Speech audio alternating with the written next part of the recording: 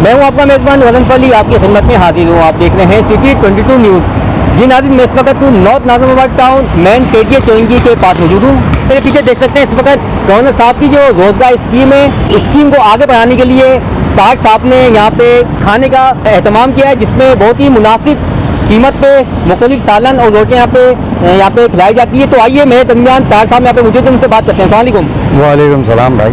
ताज भाई, सबसे पहले ये बताएं कि आपने जो गवर्नर साहब की जो स्कीम थी, इसको आगे बढ़ाते हुए यहाँ पे जो दस्तरखान लगाया सजाया हुआ है, जी। तो आपको ख्याल कैसे आया? मतलब इस ख्याल से आया कि जब मैंने गवर्नर साहब की स्पीच सुनी तो उन्होंने एक रोज़गार स्कीम लेके आए हैं, ठीक है। और रोज़गार स्कीम इस हवाले से थी कि भाई आप बग़ैर उसके किसी 18 ग्रेड ऑफिसर के या किसी से अटेस्ट करा के कि एक रोज़गार स्कीम नौजवानों को हम दे रहे हैं, तो ये बड़ी खुशी की बात थी।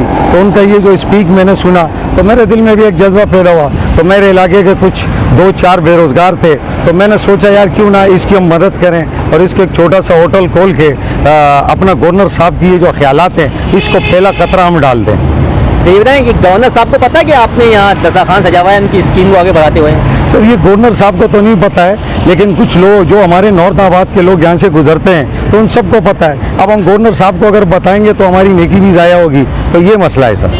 अच्छा, ये प्रोग्राम देख के गवर्नर साहब तक प्रोग्राम जाता है, तो अगर ये प्रोग्राम देख के गवर्नर साहब अगर यहाँ पे आते हैं तो आप उनको किस तरह उनको वेलकम करेंगे, क्या तैयारी करेंगे? सर मैं तो उसको इस तरह वेलकम करूँगा कि ये पाकिस्तान का पहला गवर्नर है जो किसी बगैर गारंटी के कहते हैं कोई प्रपोजल लेके आओ ताकि हम नौजवानों को रोज़गार दें। तो मैं ये समझता हूँ कि ऐसा आदमी पाकिस्तान में बहुत कम ही पैदा होते हैं। तो ये इसको गवर्नर को रहना चाहिए और इसको हमारे शहबाज शरीफ के साथ बाजू से कंधा मिला के चलना चाहिए।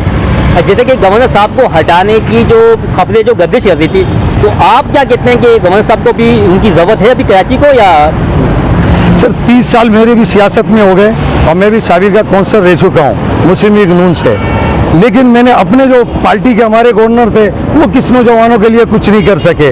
और ये एक ऐसा गवर्नर है जिसका किसी पार्टी से ताल्लुक भी नहीं है। तो मैं ये समझता हूँ कि ये शख्स एक बग़ैर मुफाद के, ना इसकी कोई पार्टी है ना कोई इसका कोई सियासी हो, लेकिन ये बहुत अच्छा काम कर रहा है। तो मुझे इससे बड़ा मुतासिर हूँ गवर्नर साहब से। आखिरी सवाल है, गवर्नर साहब को आप उनको क्या पैगाम मैसेज देना चाहेंगे? गवर्नर साहब को मैं पैगाम देना चाहता हूँ कि जैसे हमारे ये नौजवान बेरोज़गार हैं जिन्होंने तालीम की है या तालीम के बगैर हैं, उनके लिए कोई ऐसा एक उनका इंटरव्यू लिया जाए, उनको बुलाया जाए और उनको आगे बढ़ने के लिए इतने फंड मुहैया किया जाए जो जिस तरीके से जिसको ज़रूरत हो।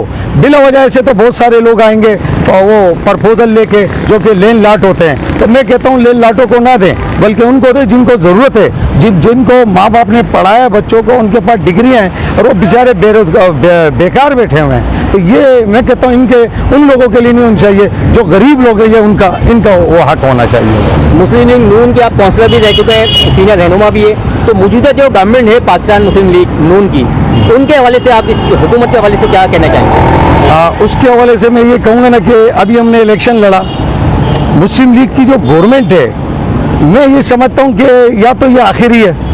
उसकी एक वजह है कि जब तक हम आवाम से वादे करते हैं हम उसको पूरा नहीं कर पा रहे हैं और इनकी सीटें आ जाती है तो वर्कर को भूल जाते हैं। जो वर्कर को भूल जाते हैं तो हम आवाम की क्या खिदमत करेंगे? इससे पहले एक यूथ लोन आया था जो कि 18 ग्रेड ऑफिसर की गारंटी मांग रहा था, कोई फलाने की गारंटी मांग रहा था। तो वो यूथ लोन नहीं था, चूतिया लोन था। चूतिया लोन इसलिए उसको मैं कह रहा हूँ कि 1,000 का फॉर्म बिका हुआ है और नौजवान लड़े हैं वहाँ पे सिर्फ फॉर्म हासिल करने के लिए। तो मैं मुस्लिम शहबाज शरीफ से एक अपील करता हूँ कि अगर आपने इस मुस्लिम लीग को पाकिस्तान को चलाना है तो आपको अपना ये नज़रिया बदलना पड़ेगा। अब ये वो दौर नहीं रहा, अब दौर है नौजवानों का, मोबाइल का।